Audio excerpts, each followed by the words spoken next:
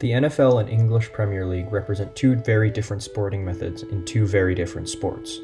The NFL, like most American sports, consists of a regular season and a postseason, where the best performing teams compete in a mini tournament to determine a champion. The Premier League, like most European soccer leagues, features a double round-robin style competition, where the winner is determined based on a point system. The superiority of either system has long been a point of contention between fans of both sports, so I thought it might be interesting to look at examples of what makes each system work, and how implementing elements of one into the other would or would not work.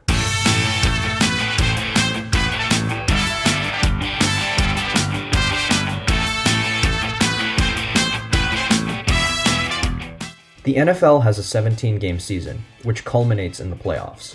With 32 teams in the league, the NFL does not have every single team in the league faced off against each other in one season. Instead, a team will face every other team in their own division twice, another entire division within their conference and outside of their conference, two more in-conference opponents, and one more out-of-conference opponent. Outside of the divisional opponents, the full divisions a team face is based on a rotation over 3 or 4 seasons, and the extra opponents are determined by division finish from the previous season. This approach provides a lot of variation in a team's schedule from year to year, keeping every year fresh in terms of the games a team plays. The postseason seeding in each conference is determined like so. The division winners are seeded 1 to 4 based on performance, and the 3 next best teams, they can be from the same division, are seeded 5 to 7 based on record. The bracket is set up in 4 rounds: Wildcard, Divisional, Conference Championship, and Super Bowl.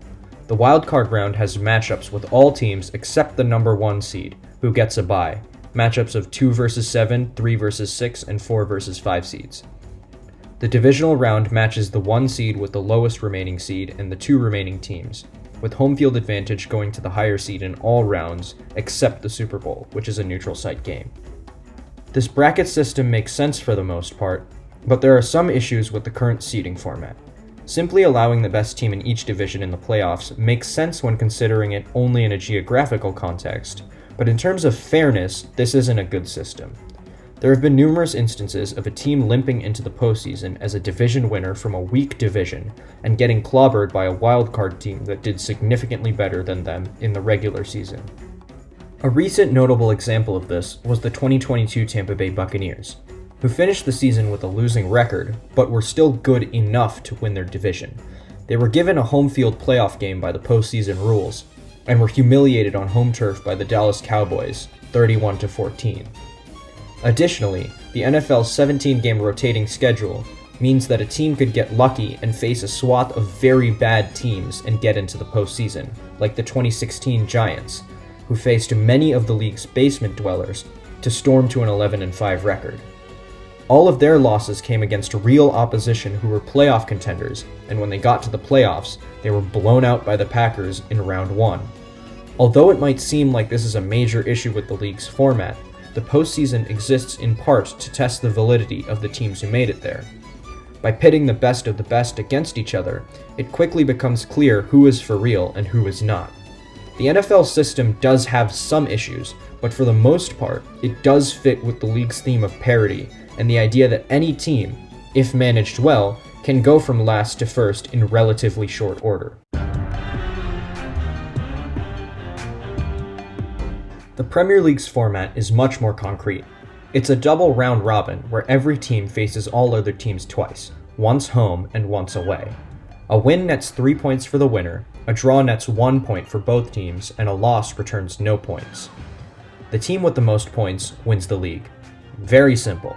However, the simple clear-cut format does sacrifice some entertainment value.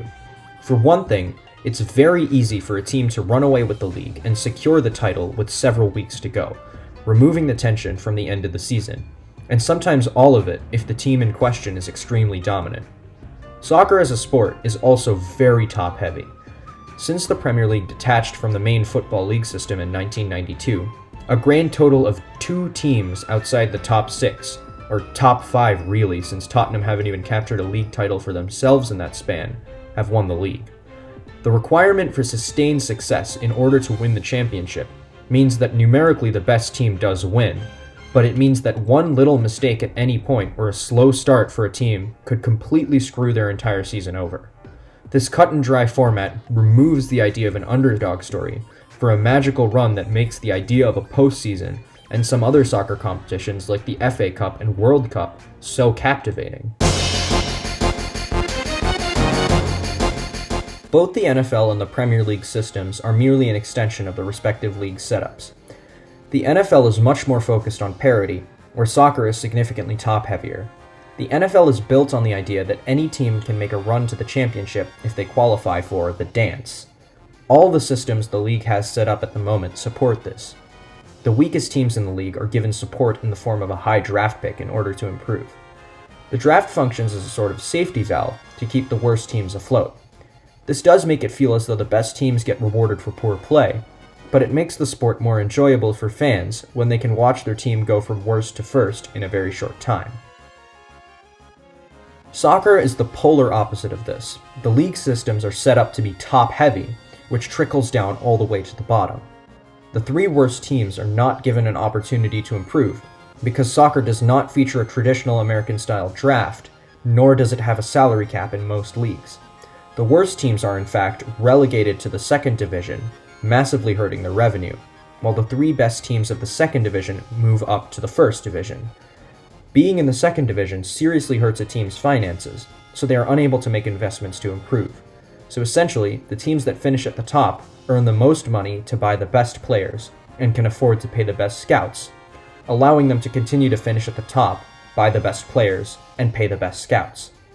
The teams at the top create a monopoly on the sport that makes it virtually impossible for a bad team to break through as a contender without a massive influx of cash from new ownership, like Newcastle just did with their new Saudi ownership. I want to wrap this up by considering how the two leagues might benefit from or be hurt by the implementation of some systems of the other. Firstly, could the NFL have a schedule structure like soccer? The short answer is no, but there are reasons for this. Football has the shortest season of all the major American sports, at only 17 games, plus whatever postseason games a team might play. While soccer has a 38-game season for its double round-robin format, that is in a league with just 19 other opponents to face. The NFL has 32 teams, so a complete schedule like the Premier League would mean that NFL teams would be playing 62 games a year, which is far too much given the brutal nature of the sport. One solution could be to keep the games entirely within the conference and play 30 games, but that is also too much for the NFL. The longest season a team could have in the current format, with regular season, 3 playoff games, and a Super Bowl, would be 21 games, which already sees many players get injured over the course of the season simply because of the wear and tear of a full season. An additional 9 games plus whatever postseason would be necessary to determine a champion would be far too much. In that same vein, promotion and relegation would be challenging to implement, as with such small variation in current record possibilities, it would be too easy for a relegation or promotion to come down to a meaningless tiebreaker. There are also not enough teams to warrant the inclusion of such a system. It could work in college football, when considering only the sheer number of teams that play in the NCAA, but that is a different conversation. Soccer, on the other hand, could benefit from implementing a playoff system. There are the occasional surprise teams that finish in the 7 to 8 range in the league, so sending the top 8 to a playoff could be interesting. They could even keep the same league structure and award a trophy to the highest finish in the league stage and the playoff, like the NHL does. The one issue with this is that the existence of one may devalue the other. It would also be tough to definitively say which team was actually the best over that season if one team did not win both trophies, which is likely considering how long the soccer season is and how some teams can get a good run of form at just the right time. There's also no way for soccer to implement the draft method without a massive overhaul to the sport's systems. The way talent development currently works in soccer is entrenched in the culture of the sport, and so implementing a draft would not be feasible. This does unfortunately mean that there is not an obvious solution to making every small club an equal competitor, since there are not nearly enough multi-billionaires in the world to fund every club equally. This also has a lot to do with the amount of clubs that exist in soccer, but the system is flawed in that regard no matter what.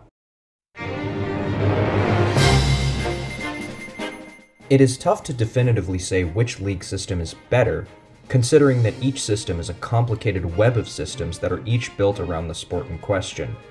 On one hand, while there may be some issues in terms of the NFL's format determining the true best team, it can be much more entertaining in reaching that conclusion than the Premier League, even though the Premier League's champion is much more concrete.